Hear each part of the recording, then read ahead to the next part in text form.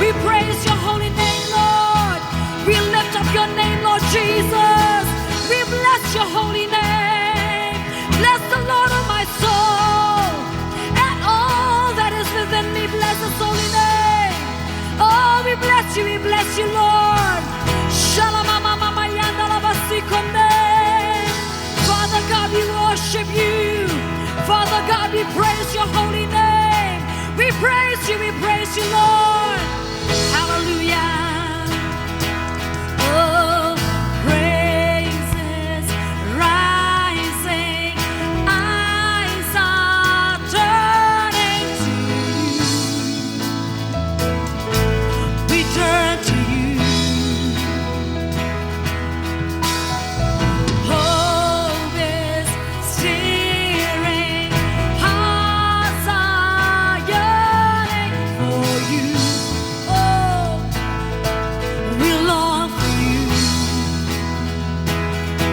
'Cause when we see you, we find strength to face the day. Oh yes, Lord.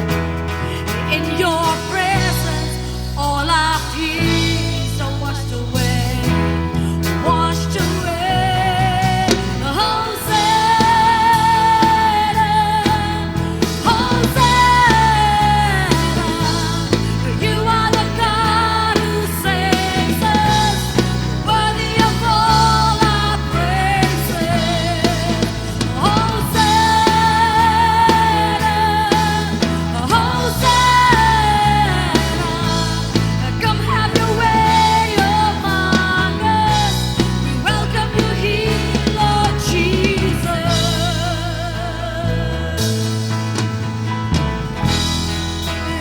Is here, hearts returning to you.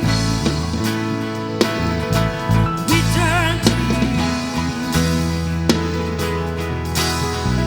In your kingdom, broken lives are made new. You make us new.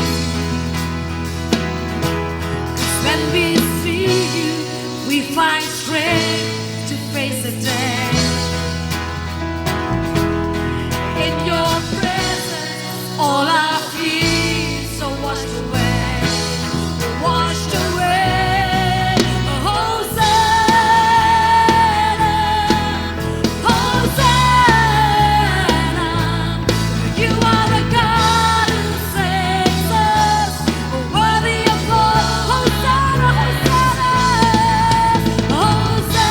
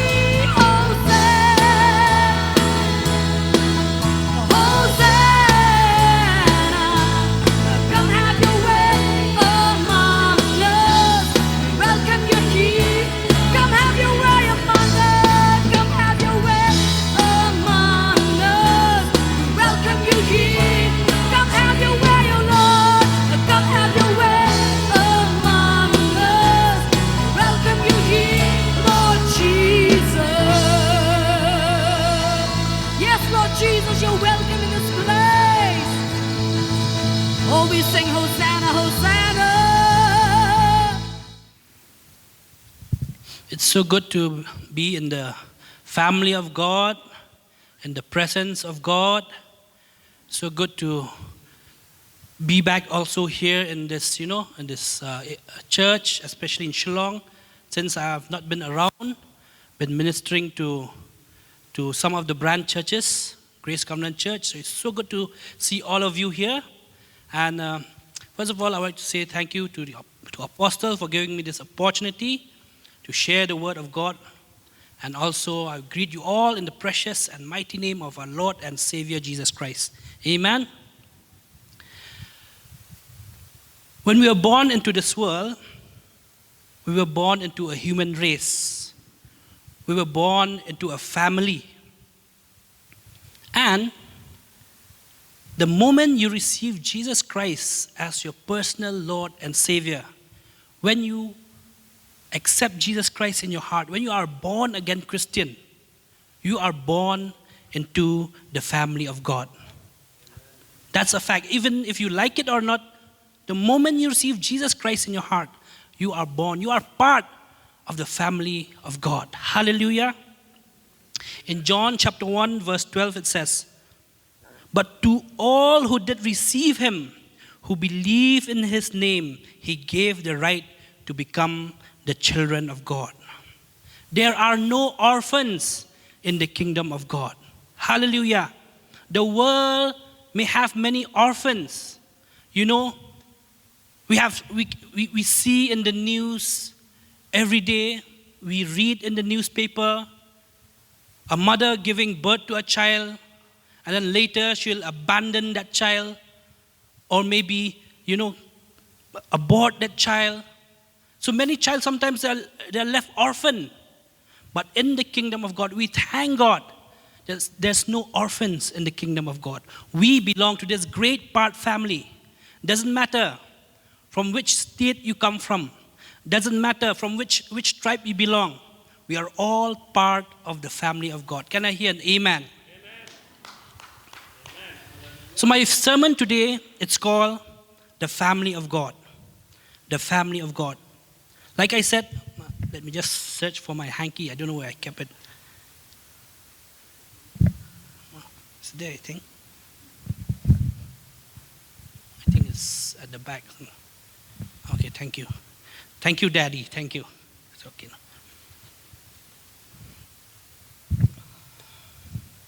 So all of us here, I believe we belong to a family. And what not we can give to see our family prosper, to see our family happy, and what not we will do to protect our family from harm, from danger. And the question arises, in the family of God, what have we contributed to this family of God? What have we done to our brothers and sisters, since we all belong to that great family, the family of God? And when we look from the Bible, what does the Bible tells us about the family of God? I'll give you a spoiler alert. The devil hates this family. The devil, he really wants to destroy this family, the family of God. When we look into the Bible, Satan appeared when there was a family of Adam and Eve.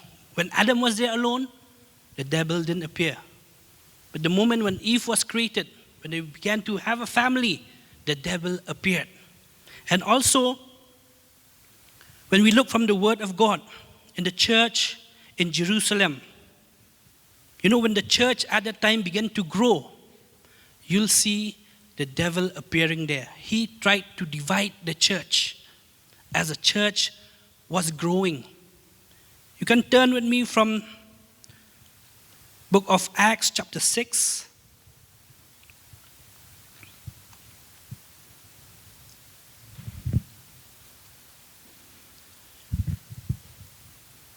Book of Acts chapter 6 verse 1 onwards. It says, "In those days when the number of disciples were increasing, the Greek and Jews among them complained against the Hebraic Jews because their widows were being overlooked in the daily distribution of food. So the 12 gathered all the disciples together and said, "It would not be right for us to neglect the ministry of the word of God in order to wait on tables. Brothers, choose 7 men from among you who are known to be full of the Spirit and wisdom. We will turn this responsibility over to them." So as you can see in the book of Acts, the church in Jerusalem started to grow. And as it was beginning to grow, there was misunderstanding among the brethren. There was, mistreatment among the Greek Jews and the Jews living in Jerusalem. So the widows here, they complain. The Greek widows, they complain. See, these Hebrew Jews, they're not giving us food. They're not serving us meat. Maybe they'll say they're not serving us vegetables. They're not giving us water. They're giving us all the leftover food. Because why? The church was growing at the time. And the devil saw, okay, now it's the time to bring a division. So the devil brought a misunderstanding among the brethren in those times. There was complaint from one group to the other. Because in the church, as the church grew, there were people from different culture, different background. And the Hebrew Jews looked down at the Greek Jews. Yes, it is a good thing to see the church grow. And on the other hand also, we must be careful. We must be watchful. We must be prayerful. We should know the plans of the devil, that he hates this family of God. The devil will try his best to steal the sheep, to kill and to destroy this family of God. And when we read in John chapter 13, verse 34 to 35, let us turn with me to John chapter 13.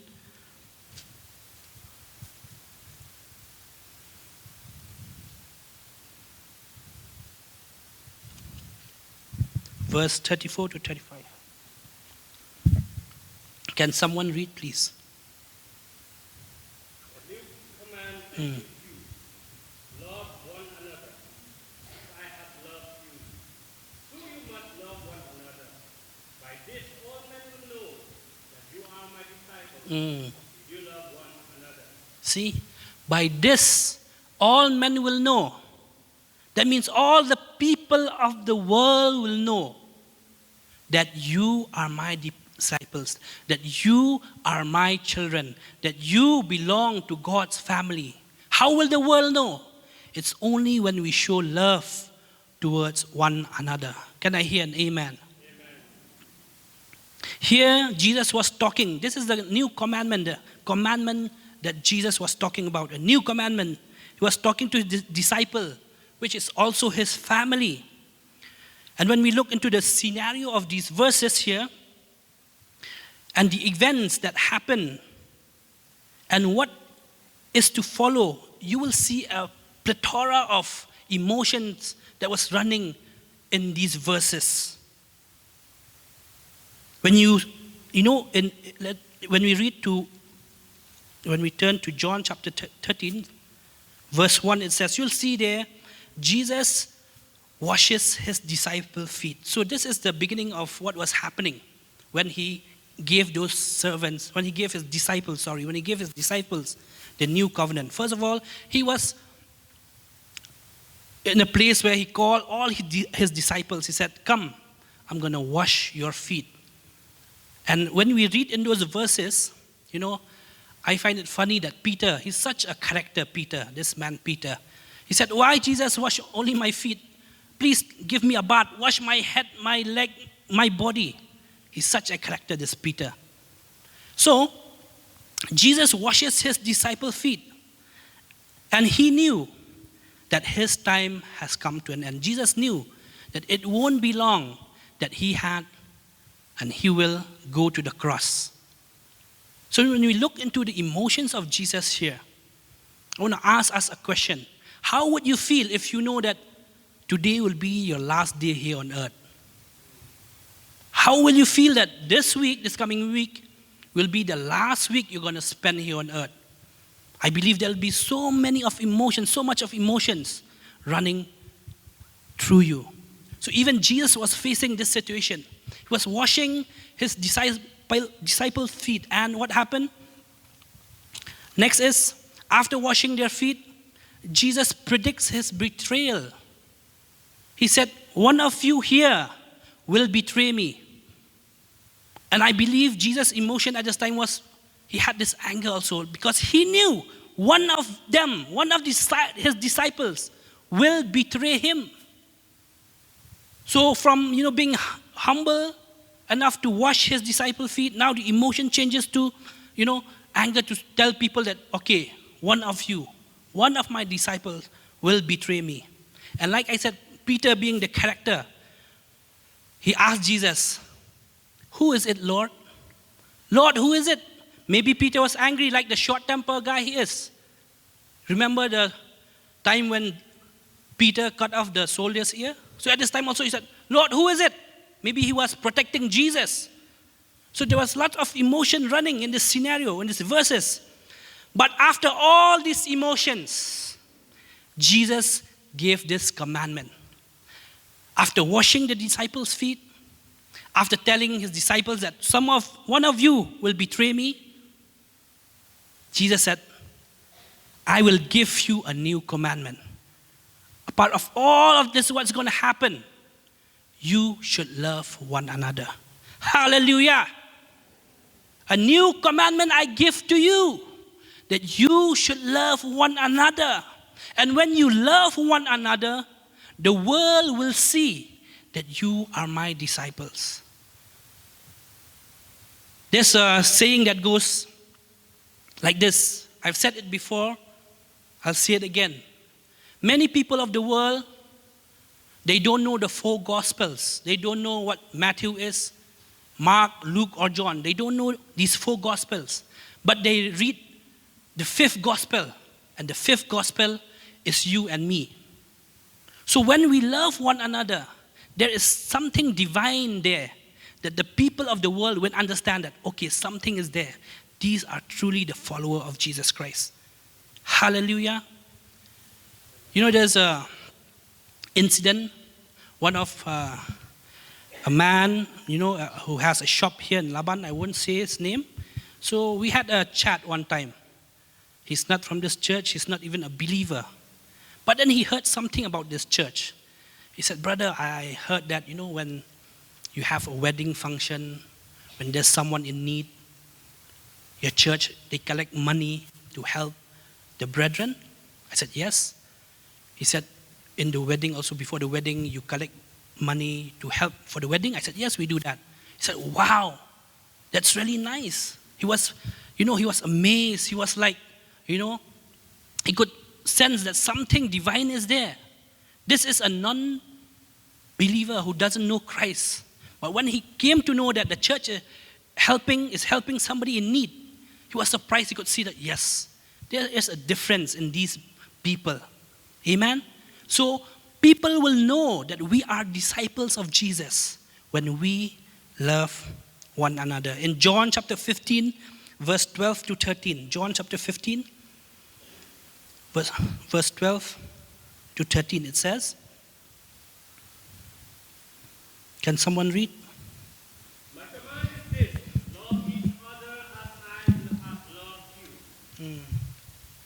13? Greater love has no one than this, Yes. that he laid down his life for his friends. Amen. So Jesus gave his life for this family. Jesus gave his life for this church. So when we say that we love one another, we love the brethren in the church, love demands sacrifice. When we say that we love our brothers and sisters in Christ, it demands something. It may demand your time. It may demand your money. It may demand your physical strength to help your brothers and sisters. Love demands something. It needs a sacrifice. Just as Jesus, he loved this family so much, he loved the church so much that he gave his own life. For some of us, We say that we love our brothers and sisters. We say we love our brethren. But when someone is sick, when someone is in need of blood, we say, oh, I don't want to give my blood. It's too painful, the injection is too painful. Well, love demands something. Can I hear an amen? In 1 John chapter 3, chapter 14 to 18. 1 John chapter 3.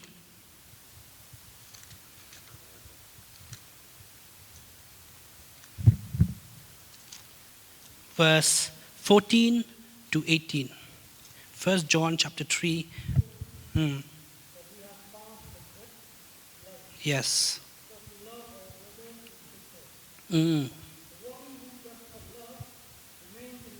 Yes, the one who does not love remains in death. My goodness. And then 15. Is a murderer. If you hate your brothers and sisters in Christ. This verse is not speaking about your siblings, but it talks about the brethren in church.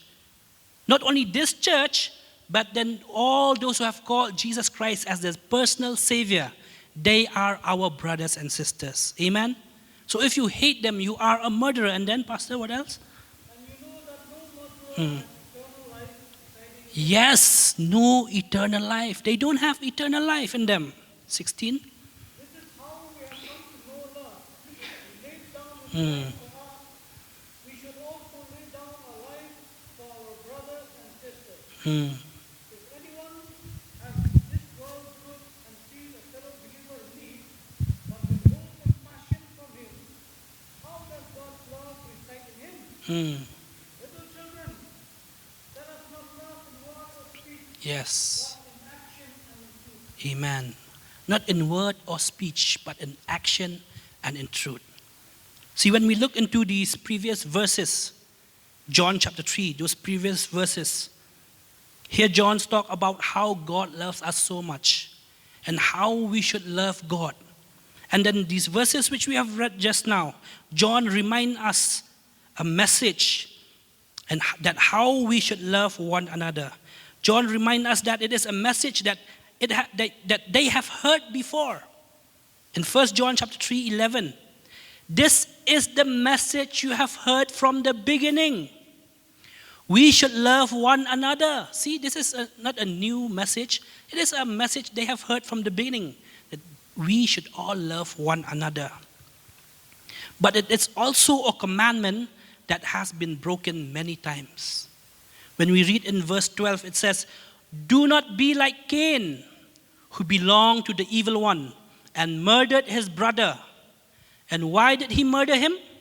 Because his own actions were evil, and his brother were righteous. So in verse 12, Cain killed his brother Abel because why? He was jealous of him. So let us not be jealous of our brothers and sisters. If anyone of us in the church, a fellow Christian, when we see that he's doing well or she's doing well, we should give them a word of encouragement. Amen? Jealousy should not be there among the brethren. Hatred should not be there among the brethren. When we hate each other, when someone hates another brother or sister, he is a murderer. And there is no eternal life in him or in her. And as we have read in verse 14, 1 John 3:14, it says, these, when we read those verses, 1 John 3:14, here it says, these are the people who have not been born of the Spirit. They do not have the Holy Spirit in them. They are spiritually dead.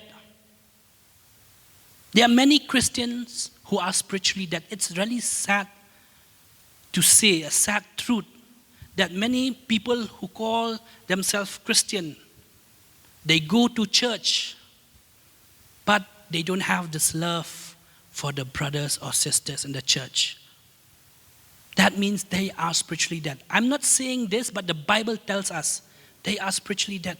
They might come to church, they might play the instruments, they might sing beautiful songs of worship, They might raise their hands. They may raise their hands and praise God.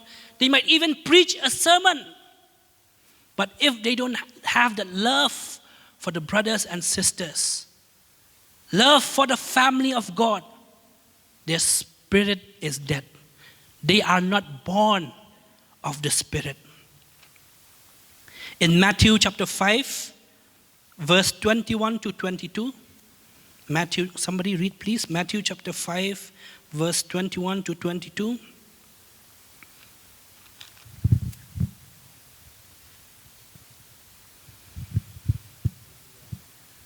Matthew chapter 5, 21 to 22. You have heard that it was said to the people long ago, do not murder, and anyone who murders will be subject to judgment. But I tell you that anyone who is angry with his brother will be subject to judgment. Again, anyone who says to his brother, Raka, is answerable to the Sanhedrin. But anyone who says, you fool, will be in danger of the fire of hell. See, those people who hate the brothers or sisters, the family of God, God will judge him. He or her will be sent to the lake of fire. Raka here means foolish. Those who call other people foolish, they will be judged. We should love one another. Love this family of God. Just like Christ loved this family. Christ loved this family so much that he gave his life for this family. I was thinking, what if I happened to preach this sermon in another congregation, in another denomination? Some people or some denomination will find it hard to swallow this sermon. Why? Because they don't have this love for the brethren. They don't have this love among each other. In some other churches where I've heard stories,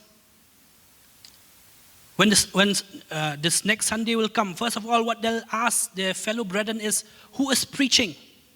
If a pastor they like is preaching, that means they'll go and attend that service. And if the pastor that they don't like is preaching, that means they'll stay back at home. This is a sad truth, my friends, my brothers and sisters. Suppose now if there's somebody who's leading worship, they have a grudge against that worship leader.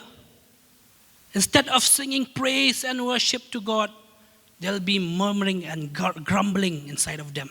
How can she lead worship? How can he lead worship? So let us not be murderers, my brothers and sisters, but let us help each other. Let us encourage each other. Let us love each other. That is what the Bible tells us. Let us love each other. Let us not be dead spiritually. And I thank God for this church, Grace Covenant Church. God has given a vision to this church. That is, this church should be a family church. Amen?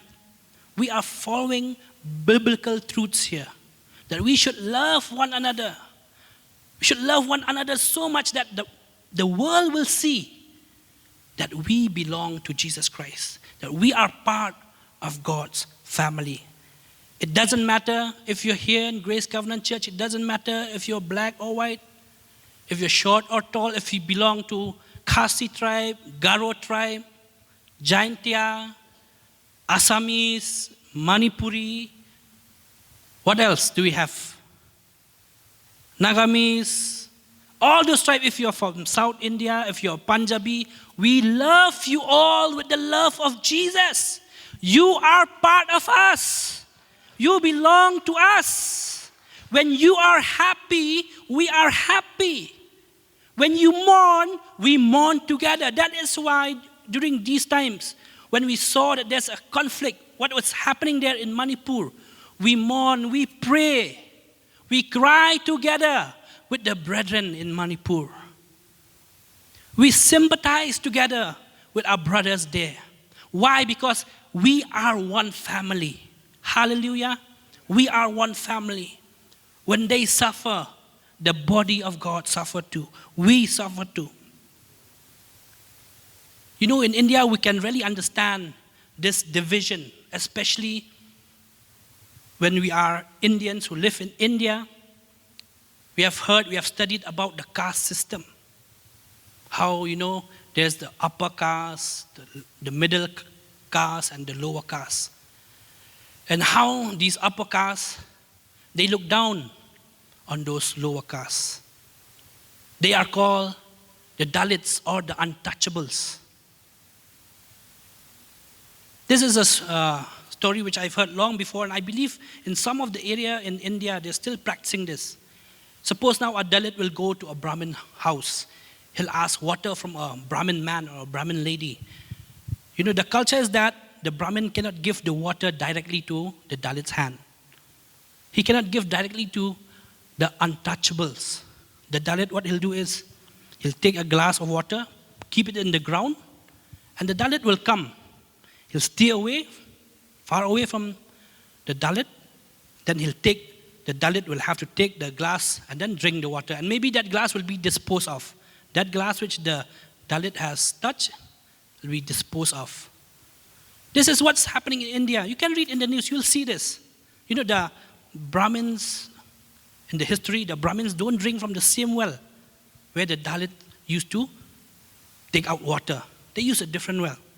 So even I heard this story from my professor. He said, long time back in South India, what happened was, when the upper caste gave their life to Jesus, and so also the lower caste. So when they come to a church, in those times what they did, they still have this, this grudges, they dislike.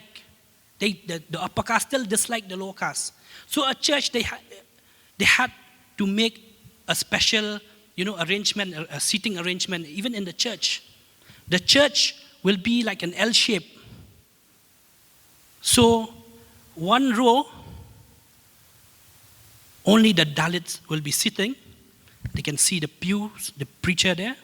And then from the other row, the L shape there, only the Brahmin will be sitting, so that they'll not have an eye contact. So this is what the history in India. So, but this should not happen in the family of Jesus Christ. Amen. We are all the same. Jesus died for us. We should love one another. We should pray for one another. There's so many, verses in the Bible which encourage the believers to do with one another. That is to rejoice with one another, greet with one another. When somebody is weeping, we weep with them. When somebody is rejoicing, we rejoice with them. This is what the Bible teaches us. And those who hate the family of God will not get eternal life. Like I said, in 1 John chapter 3, we have read before, 1 John chapter 3, verse 15. Anyone who hates his brother is a murderer, and you know that no murderer has eternal life in him. This makes sense. This makes sense. Suppose now, I have accepted Christ, and let's say Pastor Danny has accepted Christ, and I have a grudge against Pastor Danny. I dislike Pastor Danny. Suppose now if I go to heaven, I'll still have that grudge against him. Right? So, instead of going to heaven, heaven will be like a hell. That is why for those people who hate their brothers or sisters, the brethren or the family of God, they don't deserve heaven. They deserve hell. And you may ask a question, how do we love one another? How do we love the brethren? The answer is we look into Jesus Christ. Jesus, like I said, loved this family so much that he gave his life for his family.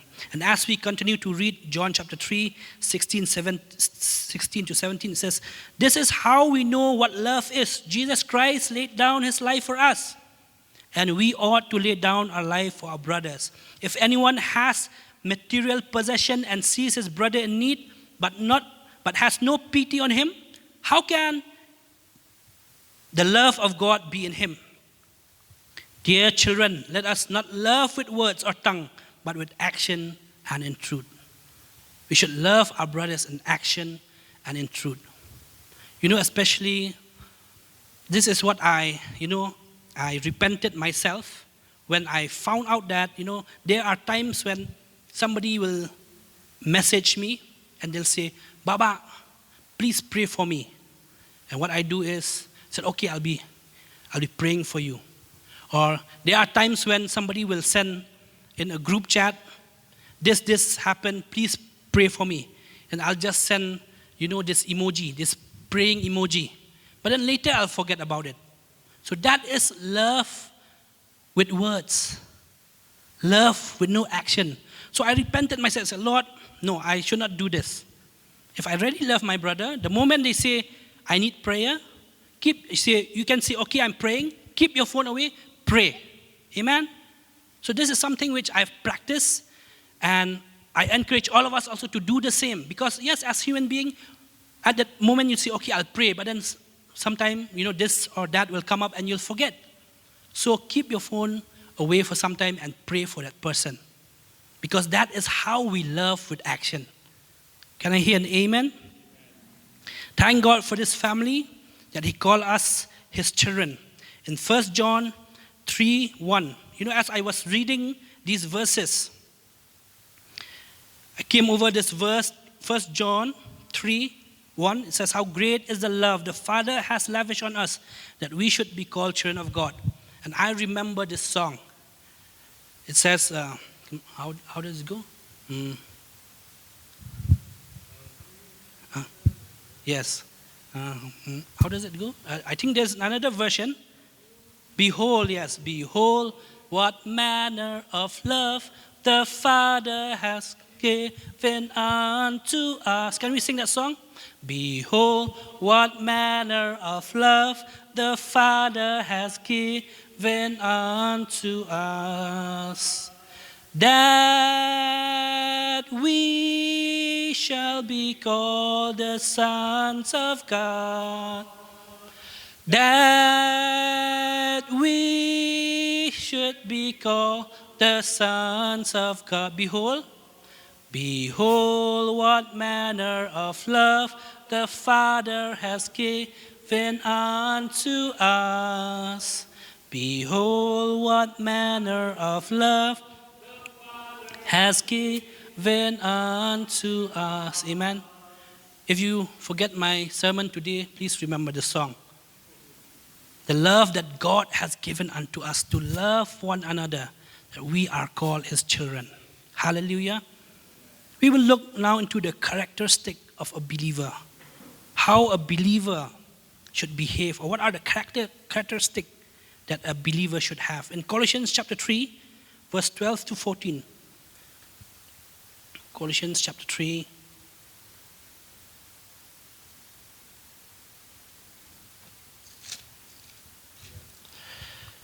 (12 to 14). Here you'll see these are, Therefore, yes. God's chosen people, holy and dearly loved, clothe yourselves with compassion. Yes, the Bible says, see, this is point number 1. Clothe yourself with compassion. And then, Kindness, number 2, kindness, humility, gentleness, and patience. These are the 5 characteristics that as a believer we should have. Because when we have this, it's not for ourselves, but for others, for the greater family, the greater Christendom, so that they will, reap this fruit that we have, the fruit of compassion.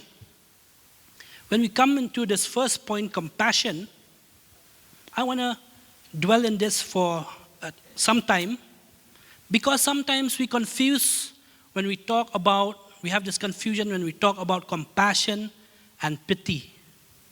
Most of us, we have pity on others, but we don't have this compassion. Most of the Christians, they don't have this heart of compassion anymore, which is really, really bad, which is really, really sad. Pity is when you walk in the street, you see, let's say, a beggar or somebody who is, lying on the floor with wounds, with pus and his hair all covered with lice. He's not taking a bath. When you go and walk on the street, when you have pity on that person, you'll say, oh, so sad. You'll say, oh, so sad. Like Khasi, we say, Ani. Ani, we say the word Ani, just Ani. And then we walk past that person. But when we have compassion, when we see those type of person, when we see those type of people, compassion will compel you to do something. Can I hear an amen? Compassion will make you go and hug that person, take that person to, a special care or to a hospital for checkup, take that person to your house, maybe to give him a bath, or maybe to the barber to give a haircut. That is what compassion does. So the Bible is telling us, let us have compassion with each other, not pity. Compassion will make you visit your church member, your believer in the hospital when they are sick. Compassion will make you put your hand in your pocket and give to the needy when they need something the most. Compassion will compel you to do something. So let us have compassion and not pity. In Luke chapter 7, verse 13, can someone read? In NIV, it doesn't use this verse in this word, but then when you read from Amplified, you'll see there that Jesus had compassion. Luke chapter 7, 13. Jesus had compassion on that mother who was crying for his son. And he didn't say, okay, it's really sad. I'll come tomorrow and for the burial, for the funeral, we'll have a cup of tea. No, he did something. When Jesus had compassion, he did something. He raised that dead boy. And that dead boy lives again. Compassion will make you to do something. And I remember a story. There was this blind man who was selling apple. He was selling apples in the train station. So this blind person, as he was sitting near the train station, selling apples, many people were rushing. They were rushing, and in that rush, that moment, somebody, what happened? They stepped into those baskets, and all the apples fell in the ground. All the apples fell in the ground. So this blind man who was selling apples, he was trying to search for those apples. And then he could hear somebody helping him. Some person was helping him collect those apples and putting in the basket. And then after all is done, when the man wanted to go away, that blind man caught the person's hand. And he said, "Are you Jesus? Are you Jesus?" He said, "No, I'm not Jesus." He said, "No, you must be, because I've heard about Jesus, about his compassion. But today, even though I'm blind, I could see that you have compassion. You must be Jesus." You see, when your heart, when your life is filled with compassion, they will see Jesus through your life. Can I hear an amen? Let us be full of compassion. Even in Matthew chapter 15, verse 32, Matthew 15, 32, Jesus was filled with compassion for those people who came to listen to his sermons. Remember those sermons when Jesus gave and he was preaching and he fed those 5,000 people? When he saw those people hungry, he was filled with compassion. And what did he do? He multiplied those fishes and loaf. He multiplied them. Why? Because he was filled with compassion.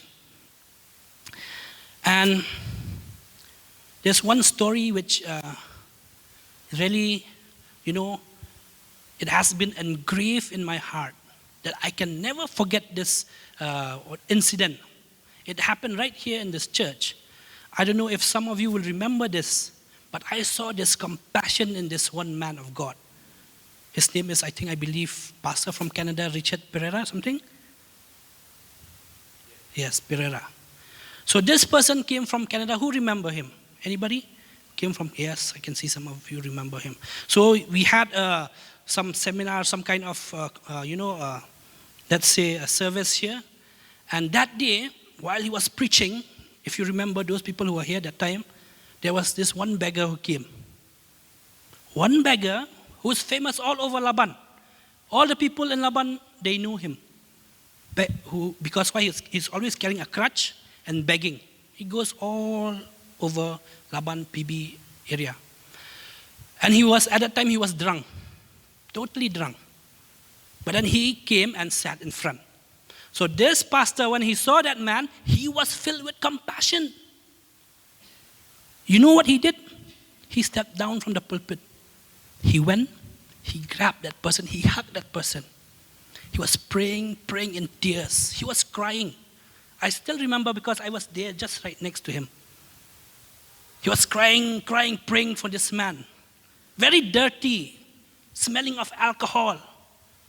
And while he was praying and crying, even that, all the tears of that beggar and all those dirty things that was covering his face, it got stuck in that pastor's shirt. Even the pastor he got his shirt dirty, but that didn't stop him. He continued on praying and praying for that beggar. And then you know what happened? One Sunday, that beggar came to church. He came to church well dressed, very clean. That is what compassion does to people. Hallelujah. He came to church. I remember he came very clean. He didn't drink. He didn't drink anymore. His life changed. Why? Because somebody decided to show compassion on him. But this is also a lesson for me. Because after that, we didn't see that beggar anymore. Why? Because maybe the church has failed. Maybe there was no follow-up. Maybe we didn't have much compassion like that pastor had. So this is, an encouragement, a teaching where God is telling us today, let us have compassion with one another. Amen? Not just pity, but show compassion. Compassion demands something. Another characteristic of a believer is that we should have kindness. Kindness involves giving. Like I said, it may involve giving your time, your money, maybe your physical strength. Remember that when we give something which we do not need, it's not giving. Because God gave His Son, Jesus Christ, the darling of heaven, was crucified. He gave something that really mattered to Him. So let us be kind to one another. And number 3, humility. In Philippians chapter 2, verse 2 to 4. Can someone read? Philippians chapter 2, verse 2 to 4.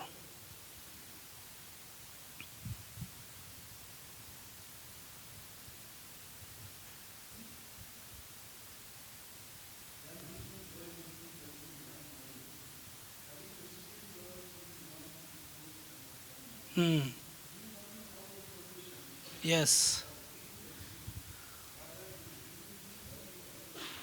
Yes, value others above yourself. Consider others above yourself. As brethren, here we have many gifts and talents that God has given us. But we should not compare. We should not say, oh, I can sing better than her. I can play the instrument better than him. We should have humility. Humility is one character that all believers should have. We should not compare like, oh, I can pray more than her. I can fast longer days than the apostle. No. Consider others better than yourself. Amen? Be humble, just like Jesus humbled himself. Till his death on the cross, he humbled himself. Because if we don't have humility, pride will step in, pride will creep in. And this is what destroyed Lucifer. He was proud. He had pride. And when he had pride, he fell. He fell. From those family of angels, he fell straight down to hell. Pride is something which destroyed the angel, Lucifer. And then, number 4, one of the characters is that gentleness. Let us be gentle in our words and action toward the believers, toward our brothers and sisters. This is something I must say.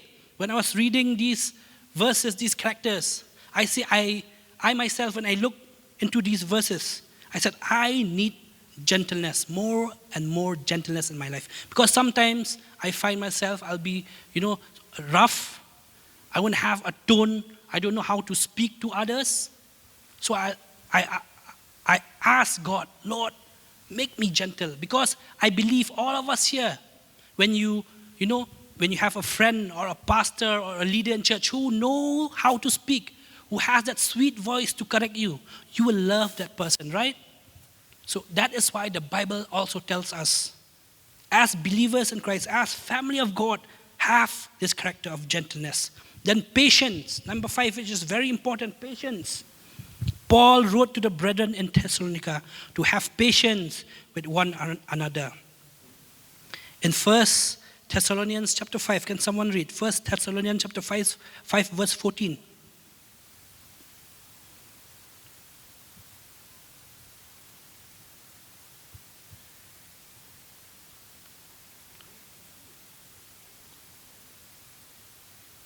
First Thessalonians chapter 5 verse 14.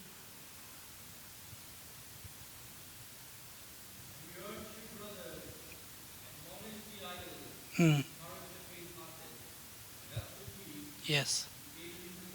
Yes, encourage the others, help the weak, and above all, be patient.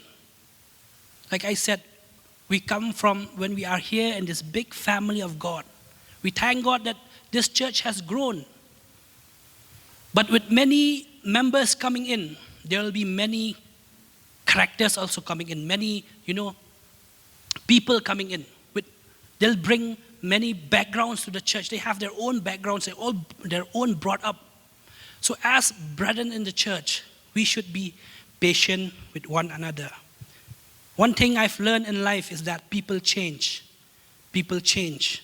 And then we should give them our time, give them our effort, encourage them, help the weak, lift them up in our prayers, and you will see that they will change. One day they will change. With Jesus and His help, they will surely change. We have to be patient with them. And then forgiveness. We should forgive each other. There's one pastor who said, some of the hardest person to love are Christians. Some of the hardest people to love in this world are Christians. Maybe there'll be times when they backbite you. They'll be grumbling against you. They'll gossip about you.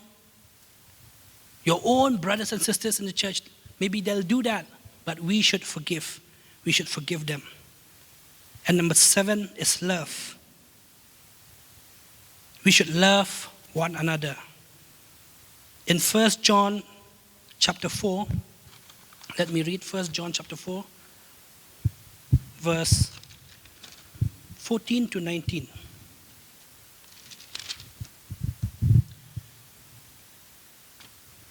It says, "And we have seen and testify that the Father has sent His Son to be the Savior of the world. If anyone acknowledge that Jesus is the Son of God, God lives in Him and He in God. And so we know and rely on the love God has for us. God is love. Whoever lives in love, lives in God, and God in him. In this way, love is made complete among us, so that we will have confidence on the day of judgment, because in this world we are like Him. There is no fear in love, but perfect love drives out fear, because fear has to do with punishment. The one who fears is not made perfect in love." So God is love. Today's world, they teach love is God. But let us correct the world. We should teach the world that God is love. When you love your brethren, when you love the family in the church, remember that God love is within you. Because we love each other. Why? Because God has first loved us. All these characteristics in the body of Christ is for His family. All these characteristics in the body of Christ is for the family of Christ. And in conclusion, like I said before, we thank God for this church, that this church has this vision that we should be brothers and sisters. This church should be like a family church. And let us not stay away from the brethren. Let us not stay away from the brethren. Because one of the signs that shows that we are drifting away from God is when we don't fellowship with our brethren. That is one of the signs. When we don't fellowship anymore with our brethren, when we try to stay aloof, stay away, it shows that you are drifting away from God. Eve was tempted when she was alone. David was tempted when he was alone. Even the devil came and tempted Jesus when he was alone. So we understand that when we are together, we are safer. When we are together, we are stronger. Amen? So what we're going to do now is, let us take this moment where we will pray for each other. We'll just take 5 minutes where we'll take this moment to obey God's word. We will pray for each other. Maybe you'll find somebody you have never talked to before, or somebody you have not prayed to before. In a group of 2 or 3 or 4, you can gather around and pray for one another. Because that is the least we can do for each other, pray for each other. The Bible also encourages us to pray for one another, to love one another. I believe Apostle will give me that permission where they can. Okay. So we can do that. Please feel free. I understand. In a family, sometimes in the family of God, we are still shy. We don't talk to one another. It's difficult, to take that first step. But this is the family of God. Jesus gave his life. Jesus died for this family. So why don't we, go and grab somebody's hand? Maybe you can ask them, is there any prayer need that you can pray for them?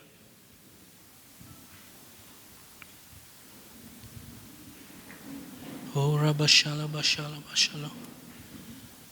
Oh, Rabashala, Bashala, Bakara, Bashala, Bashande, Ribashala, Bashando.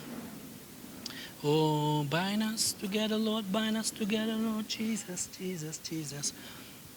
Try, Jesus, Jesus, Jesus, Jesus. Try, ablay, Jesus. Oh, Rabashala, Bashala, Bashala. Oh, yes, Lord Jesus. Lord, we pray, Lord, for the love among the brethren, Lord. Try, we can try, we can try, ablay, Jesus. Oh, Rabashakara Bashande Rebeshando. Oh, Rabakara Bashande Rebeshande. Kiri Beshala Bashala Bakara Bashando. Kora Bashala Bashande Rebeshala Bakande. Kora Bashala Bashando. Oh, bind us together, Lord. Bind us together, Lord. Bind us together with love. Bind us together, Lord. Bind us together with God. There is only one Father. There is only one King. There is only one Father. That is why we sing. Bind us together, Lord, bind us together with cords that cannot be broken. Bind us together, Lord, bind us together with love. With love. Try Jesus, Jesus, Jesus. Oh, Rabashala, Basha. Try Jesus. Lord, more of your love, Lord. Lord, more of a compassion, Lord, in our life, Lord. Lord, Jesus, Jesus. Lord, we pray for each other, Lord God. Lord, help us, Lord, to encourage, Lord, one another, to help the weak, Lord Jesus, to have patience among each other, to love one another, Lord God. Jesus, Jesus, we pray, Lord. We pray you'll help us, Lord, help us, Jesus. Oh, Rabashala, Bashala, Bashala, Bashala, Bashande. Try Jesus, Jesus, Jesus.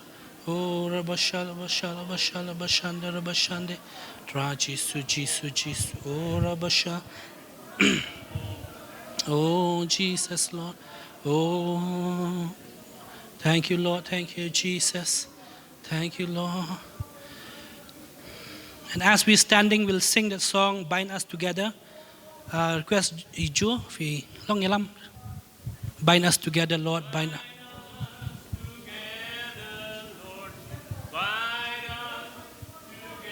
The Lord God that cannot be broken. Bind us together, Lord.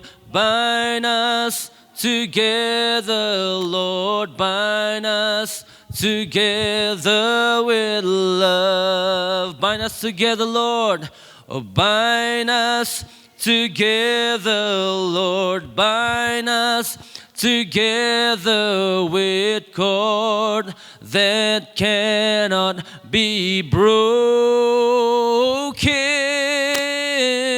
Bind us together, Lord. Bind us together, Lord. Bind us together with love.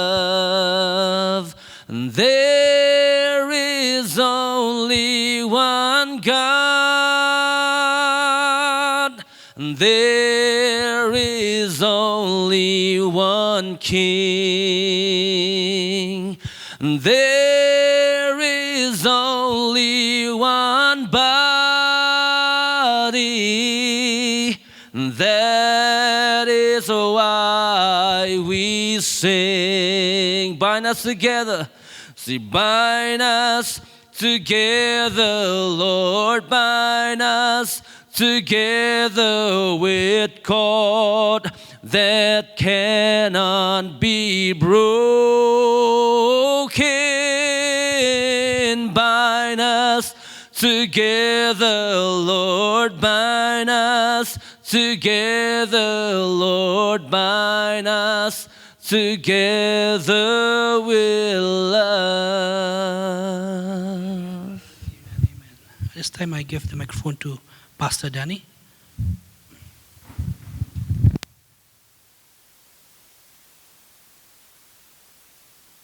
Let us all stand again. We will release the blessing of God.